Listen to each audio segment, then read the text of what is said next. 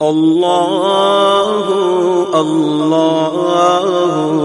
بسم اللہ الرحمن الرحیم۔ السلام علیکم۔ آج میں پیغمبر محمد صلی اللہ علیہ وآلہ وسلم کے زندگی کی چند باتیں بیان کروں گا۔ پیغمبر حضرت محمد صلی اللہ علیہ وآلہ وسلم مکہ کے بہت ایماندار شخص تھے اور آپ کو امین کے لقب سے پہچانتے تھے۔ اس وقت آپ کی عمر 25 سال تھی۔ آپ کے ایمانداری کی وجہ سے سیدہ ختیجہ رضی اللہ تعالی عنہ نے تجارت کے لیے اپنے مال کی پیشکش کی۔ حضرت ختیجہ رضی اللہ تعالی عنہ مالدار اور عزت دار خاتون تھیں۔ لوگوں کو اجرت دے کر اپنا مال تجارت کرتی تھیں اور حضرت محمد صلی اللہ علیہ وآلہ وسلم نے حضرت ختیجہ رضی اللہ تعالی عنہ کی تجارت کی پیشکش قبول کی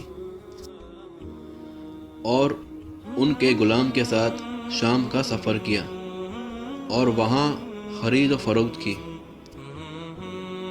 اور بہت زیادہ نفع ہوا، اور جب شام سے واپس مکہ آئے تو سیدہ ختیجہ رضی اللہ تعالی عنہ کی امانت سونپی۔ سیدہ ختیجہ نے مال کا برکت دیکھا تو حیرت زدہ رہ گئیں، اور آپ اسی طرح حضرت ختیجہ رضی اللہ تعالی عنہ کا مال تجارت کیا کرتے تھے۔ اس کے بعد حضرت ختیجہ رضی اللہ تعالی عنہ نے آپ صلی اللہ علیہ وآلہ وسلم سے نکاح کا ارادہ کیا۔ بہرحال نکاح طے ہو گیا اور نکاح کا خطبہ ابو طالب نے پڑھا، اور آپ صلی اللہ علیہ وآلہ وسلم کی عمر 25 سال تھی اور سیدہ ختیجہ کی عمر 40 سال تھی، اور اس سے پہلے سیدہ ختیجہ کے 2 نکاح ہو چکے تھے لیکن وہ فوت ہو چکے تھے، اور حضرت محمد صلی اللہ علیہ وآلہ وسلم کی تمام اولاد حضرت ختیجہ سے ہوئی۔ صرف ابراہیم رضی اللہ تعالی عنہ ماریہ قبطیہ سے ہوئے۔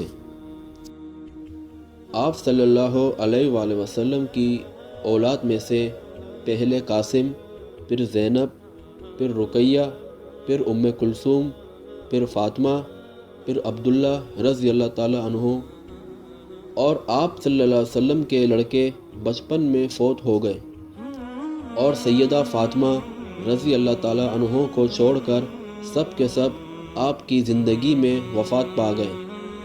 سیدہ فاطمہ رضی اللہ تعالی عنہ آپ صلی اللہ علیہ وآلہ وسلم کے 6 ماہ بعد فوت ہو گئیں۔ آپ بہت ایماندار تھے اور مہمان نواز تھے، اور آپ نہ بتوں کی عید پر حاضر ہوتے اور نہ شرک کے میلوں میں جاتے، اور نہ آپ غیر اللہ کے نام پر ذبح کیا ہوا جانور کھاتے۔ اس وقت لوگ کعبہ کے اندر بت رکھ کر ان کی پوجا کرتے تھے اور بے حد شرک کرتے تھے، اور ہر خاندان کا اپنا ایک بت ہوتا تھا، اور تقریباً 360 بت تھے، اور عرب کے معاشرے میں عورت کی کوئی اہمیت نہیں تھی۔ ایک مرد جتنی بھی عورت سے شادی کر سکتا تھا، اور عورت بھی ایک سے زیادہ مردوں سے تعلق پیدا کرتی تھی۔ اگر بچی پیدا ہوتی تو اسے زندہ دفن کیا جاتا تھا، اور معمولی بات پر خوفناک لڑائیاں ہوتی تھیں، اور لوگ کاہنوں سے اپنے مستقبل اور تقدیر کے بارے میں پوچھتے تھے، اور مالدار شخص کی بہت عزت و احترام کرتے تھے، چاہے وہ ظالم ہو یا بد اخلاق ہو، اور اس دور کو دور جاہلیت کہا گیا۔ اس وقت دنیا کے بیشتر علاقوں میں یہ حال تھا کہ اللہ کو چھوڑ کر ہر چیز کی عبادت کی جاتی تھی، اور محمد صلی اللہ علیہ وآلہ وسلم ان تمام برائیوں سے پاک تھے، اور آپ تنہائی میں عبادت کیا کرتے تھے، اور رمضان کے مہینے میں غار حرا میں قیام فرماتے۔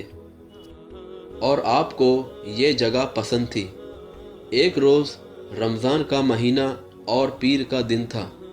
آپ صلی اللہ علیہ وآلہ وسلم عبادت میں مصروف تھے، تو جبرائیل علیہ السلام نازل ہوئے اور آپ کو وہی نبوت سے نوازا۔ اور جبرائیل علیہ السلام نے کہا اقرا، یعنی پڑھیے، اور آپ نے فرمایا مجھے پڑھنا نہیں آتا۔ اور جبرائیل علیہ السلام نے آپ کو پکڑ کر کہا اقرا، اور آپ صلی اللہ علیہ وآلہ وسلم نے پھر کہا میں پڑھنا نہیں جانتا۔ تو جبرائیل علیہ السلام نے آپ کو پکڑ کر دبوچا اور پھر چھوڑ کر کہا اقرا، مطلب پڑھو۔ تو آپ صلی اللہ علیہ وآلہ وسلم نے پھر کہا میں پڑھا ہوا نہیں ہوں۔ اور جبرائیل علیہ السلام نے کہا پڑھ، اپنے اس پروردگار کے نام سے جس نے پیدا کیا، انسان کو لوتھڑے سے پیدا کیا۔ پڑھ، تیرا رب بڑا کریم ہے، جس نے قلم کے ذریعے علم دیا، انسان کو وہ بات سکھائی جسے وہ جانتا نہ تھا۔ اور آپ صلی اللہ علیہ وآلہ وسلم یہ آیت لے کر واپس آئے، اور اس وقت آپ صلی اللہ علیہ وآلہ وسلم کانپ رہے تھے۔ اور آپ صلی اللہ علیہ وآلہ وسلم سیدہ خدیجہ رضی اللہ تعالی عنہ کے پاس پہنچ کر فرمایا مجھے چادر اڑھا دو، اور انہوں نے آپ کو چادر اڑھا دی۔ اور اس کے بعد آپ نے سیدہ خدیجہ رضی اللہ تعالی عنہ کو واقعہ سنایا اور کہا کہ مجھے اپنی جان کا خوف ہے۔ انہوں نے کہا اللہ کی قسم، ایسا ہرگز نہیں ہو سکتا، اللہ آپ کو کبھی رسوا نہیں کرے گا۔ اور کہا آپ صلہ رحمی کرتے ہیں اور بے سہاروں کا بوجھ اٹھاتے ہیں، مہمان کی مہمانی کرتے ہیں۔ اور اس کے بعد سیدہ خدیجہ رضی اللہ تعالی عنہ آپ صلی اللہ علیہ وآلہ وسلم کو اپنے چچا زاد بھائی کے پاس لے گئیں۔ اور یہ جاہلیت کے دور میں عیسائیت ہو گئے تھے اور عبراہی زبان میں انجیل لکھتے تھے۔ وہ اس وقت بوڑھے اور نابینا ہو چکے تھے، اور سیدہ خدیجہ رضی اللہ تعالی عنہ نے ان سے کہا بھائی، آپ اپنے بھتیجے کی بات سنیں۔ اور آپ صلی اللہ علیہ وآلہ وسلم نے جو دیکھا تھا سب بیان کر دیا۔ اور اس پر ورقہ بولے یہ تو وہی فرشتہ ہے جو موسیٰ علیہ السلام پر نازل ہوا تھا، اور کہا کہ کاش میں اس وقت زندہ ہوتا جب آپ کی قوم آپ کو نکال دے گی۔ اس پر آپ صلی اللہ علیہ وآلہ وسلم نے فرمایا میری قوم مجھے نکال دے گی؟ اور ورقہ نے کہا ہاں، اور کہا اگر میں اس وقت زندہ رہا تو تمہاری ضرور مدد کروں گا۔ لیکن ورقہ بن نوفل جلد انتقال کر گئے، اور اس کے بعد حضرت محمد صلی اللہ علیہ وآلہ وسلم دوبارہ وحی کا انتظار کرنے لگے۔ آپ صلی اللہ علیہ وآلہ وسلم ارشاد فرماتے ہیں میں پہاڑ سے اتر کر میدان میں پہنچا تو مجھے آواز آئی، مجھے پکارا گیا۔ میں نے آگے پیچھے دائیں بائیں دیکھا، مجھے کچھ دکھائی نہ دیا۔ اس کے بعد میں نے سر اٹھایا، دیکھتا ہوں کہ جو فرشتہ ہرا میں میرے پاس آیا تھا وہی آسمان اور زمین کے درمیان موجود ہے۔ اور اس کے بعد خدیجہ کے پاس آیا اور کہا مجھے چادر اوڑھا دو۔ اور یہ آیت نازل ہوئی، اے کمبل پوش، اٹھ، لوگوں کو ان کے بد عملی کے نتائج سے ڈرا، اپنے رب کی بڑائی بیان کر، اور اپنے کپڑے پاک رکھ اور گندگی سے الگ رہ۔ آپ نبوت کے 3 عرصے چپکے چپکے تبلیغ کرتے رہے، اور اس وقت نمازیں گھروں اور پہاڑوں کی کھائی میں پڑھی جاتی تھیں، اور آپ صلی اللہ علیہ وآلہ وسلم نے سب سے پہلے ان لوگوں سے تبلیغ کی جن سے آپ کے تعلق تھے، اور عورتوں میں سب سے پہلے آپ کی زوجہ سیدہ ختیجہ رضی اللہ تعالی عنہ، اور غلاموں میں سے زید بن حارث رضی اللہ تعالی عنہ، اور مردوں میں سب سے پہلے ابو بکر صدیق رضی اللہ تعالی عنہ، اور لڑکوں میں سے سیدنا علی رضی اللہ تعالی عنہ نے سب سے پہلے اسلام قبول کیا۔ اور خفیہ تبلیغ کا کام 3 برس جاری رہا، اور اس دوران تقریباً 40 لوگوں نے اسلام قبول کیا، اور اللہ تعالیٰ کا حکم آیا، اے کمبل لپیٹنے والے، اٹھو، خبردار کرو، اپنے رب کی بڑائی کا اعلان کرو۔ اور فرمایا، اے نبی، جس بات کا آپ کو حکم دیا گیا ہے اس کا صاف صاف اعلان کر دیجئے، اور مشرکین سے رخ پھیر لیجئے، اور سب سے پہلے اپنے قریبی ساتھی اور رشتہ داروں کو کفر اور شرک سے ڈرائیے، اور جو ایمان لے آئے اور آپ کی پیروی کرے اس کے ساتھ نرمی اور شفقت کا معاملہ فرمائیے۔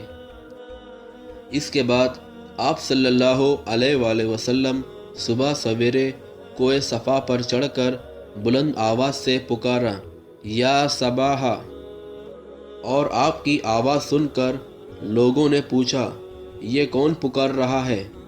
اور کسی نے بتایا، یہ محمد کی آواز ہے صلی اللہ علیہ وآلہ وسلم۔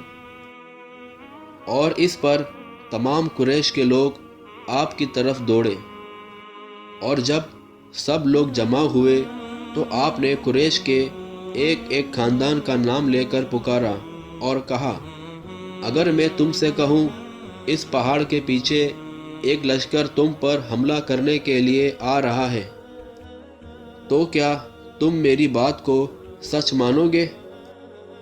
اور سب نے کہا، ہم فوراً آپ کی بات مان لیں گے، اور ہم نے کبھی آپ کو جھوٹا نہیں پایا۔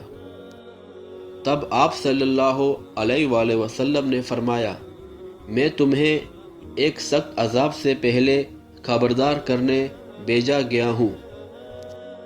اور آپ کا چچا ابو لہب بھی ان لوگوں میں موجود تھا، اور ابو لہب کو بہت غصہ آیا اور کہا، کیا اسی لیے جمع کیا ہے؟ اور اس وقت مکہ میں اعلانیہ تبلیغ کی ابتدا ہوئی، لوگ مسلمان ہونے لگے، اور مسلمان ہونے والوں میں سے زیادہ تر نوجوان لوگ تھے، اور ان کے بڑوں کو بہت دکھ ہوا کہ ہماری اجازت کے بغیر یہ پرانے دین سے پھر گئے، اور ان لوگوں نے انہیں طرح طرح کی اذیتیں دیں۔ اور ایمان لانے والوں میں غلام اور آزاد دونوں تھے۔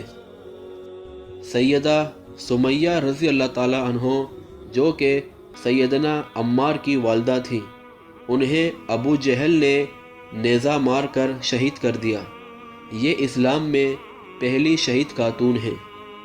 اللہ تعالیٰ فرماتے ہیں، بے شک تم اور وہ بت جن کو تم اللہ کے سوا پوجا کرتے ہو سب دوزخ کا ایندھن ہوں گے، اور تم سب اس میں داخل ہو کر رہو گے۔ اور مشرکین اور ظلم و ستم کرنے لگے، خاص کر ابو جہل اور ابو لہب۔ اعلانیہ تبلیغ کے بعد محمد صلی اللہ علیہ وآلہ وسلم نے حرم میں نماز شروع کر دی، اور اس پر ابو جہل کی جہالت اور بڑک اٹھی۔ اس نے آپ صلی اللہ علیہ وآلہ وسلم کو دمکانا شروع کر دیا، اور آپ سے سخت لہجے میں کہا، حرم میں اس طریقے سے عبادت نہ کریں۔ پھر ابو جہل نے قریش کے لوگوں سے پوچھا، کیا محمد تمہارے سامنے زمین پر اس طرح اپنا منہ ٹکاتے ہیں؟ ان لوگوں نے کہا، ہاں۔ اس پر اس نے کہا، اگر میں نے اس کو اس طرح نماز پڑھتے دیکھ لیا تو میں اس کی گردن پر اپنا پاؤں رکھ دوں گا اور اس کا چہرہ زمین پر رگڑ دوں گا۔ ایک دن اس نے آپ صلی اللہ علیہ وآلہ وسلم کو نماز پڑھتے دیکھ لیا۔ وہ فوراً آپ کی طرف آیا اور آپ صلی اللہ علیہ وآلہ وسلم کی گردن پر اپنا ناپاک پاؤں رکھنا چاہا تھا کہ اسی وقت لوگوں نے اسے گھبرا کر خوف زدہ انداز میں پیچھے ہٹتے دیکھا۔ وہ اپنے منہ کو کسی چیز سے بچانے کی کوشش کر رہا تھا اور لوگوں نے اس سے پوچھا، تجھے کیا ہوا؟ اس نے کہا، میرے اور اس کے درمیان اچانک آگ کی ایک خندق اور کوئی خوفناک چیز تھی اور کچھ پر تھے۔ اس کی یہ بات کسی نے آپ صلی اللہ علیہ وآلہ وسلم کو بتائی تو آپ صلی اللہ علیہ وآلہ وسلم نے فرمایا، اگر وہ میرے قریب بھٹکتا تو فرشتے اس کے تھیتھڑے اڑا دیتے۔ ایک دن کسی جگہ اونٹ ذبح کیا گیا۔ ابو جہل نے عتبہ بن ابی معیط کو بھیجا کہ جا کر اوجڑی اٹھا لائے اور جب آپ سجدے میں جائیں تو اس کو آپ کے پیٹھ پر رکھ دیں، اور اس نے ایسا ہی کیا۔ وہ اس قدر وزنی تھی کہ سجدے میں سر نہ اٹھا سکے۔ سیدہ فاطمہ رضی اللہ تعالیٰ عنہ اس وقت بچی تھیں۔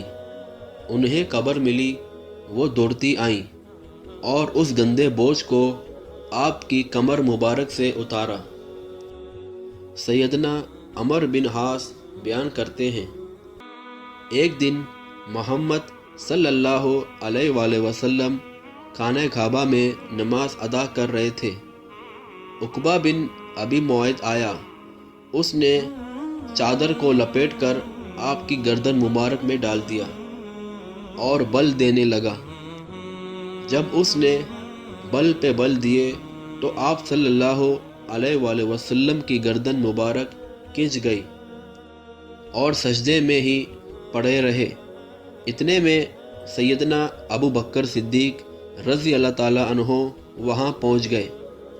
انہوں نے دھکا دے کر عقبہ کو ہٹایا اور ان سے فرمایا، تم ایک ایسے شخص کو مارتے ہو اور صرف اس جرم میں وہ کہتا ہے میرا پروردگار اللہ ہے اور وہ تمہارے پاس روشن دلائل لے کر آیا ہے۔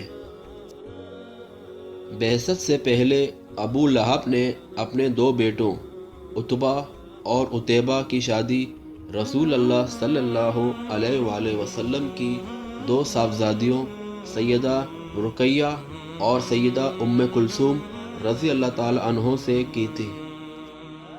جب آپ صلی اللہ علیہ وآلہ وسلم نے نبوت کا اعلان فرمایا، توحید کی دعوت دی، تو اس نے نہایت سخت رویہ اختیار کیا اور اپنے دونوں بیٹوں کو مجبور کیا کہ وہ آپ کی بیٹیوں کو طلاق دے دیں، اور ان دونوں نے طلاق دے دی۔ اس طرح جب آپ صلی اللہ علیہ وآلہ وسلم کے صاحبزادے عبداللہ رضی اللہ تعالیٰ عنہ کا انتقال ہوا تو ابو لہب کو اس قدر خوشی ہوئی کہ دوڑتا ہوا اپنے دوستوں کے پاس پہنچا اور انہیں یہ خبر سنائی کہ محمد نسل بریدہ ہو گئے ہیں۔ ابو لہب کی بیوی ام جمیل بھی رسول اللہ صلی اللہ علیہ وآلہ وسلم کی دشمنی میں اس سے پیچھے نہیں تھی۔ اس کا نام عروہ تھا، جو حرب بن امیہ کی بیٹی اور ابو سفیان کی بہن تھی۔ یہ آپ کے راستے میں کانٹے بچھا دیا کرتی تھی، بہت بد زبان تھی۔ جب اسے معلوم ہوا کہ اس کے شوہر اور محمد صلی اللہ علیہ وآلہ وسلم کی مذمت میں قرآن نازل ہوا ہے تو وہ رسول اللہ صلی اللہ علیہ وآلہ وسلم کو تلاش کرتے ہوئے آئیں اور آپ مسجد الحرام میں تھے۔ اور آپ کے ساتھ سیدنا ابو بکر صدیق رضی اللہ تعالیٰ عنہ بھی آپ کے ساتھ تھے۔ اس کی مٹھی میں پتھر تھے اور آپ کے سامنے آ کر کھڑی ہوئی تو اللہ نے اس کی نگاہ پکڑ لی تو وہ رسول اللہ صلی اللہ علیہ وآلہ وسلم کو نہ دیکھ سکی۔ البتہ ابو بکر صدیق رضی اللہ تعالیٰ عنہ اسے نظر آ رہے تھے۔ اس نے پوچھا، تمہارا ساتھی کہاں ہے؟ اگر میں اس تک پہنچ گئی تو میں یہ پتھر اس کے منہ پہ ماروں گی۔ اس کے بعد وہ واپس چلی گئیں۔ سیدنا ابو بکر صدیق رضی اللہ تعالیٰ عنہ نے عرض کیا، اے اللہ کے رسول، کیا اس نے آپ کو نہیں دیکھا؟ آپ صلی اللہ علیہ وآلہ وسلم نے فرمایا، نہیں، اس نے مجھے نہیں دیکھا، اللہ نے اس کی نگاہ پکڑ لی تھی۔ اور محمد صلی اللہ علیہ وآلہ وسلم اپنی تبلیغ میں لگے رہے اور اسلام کا پیغام دیتے رہے اور فرماتے، اے میری قوم کے لوگوں، اللہ کی عبادت کرو، اس کے سوا تمہارا کوئی معبود نہیں۔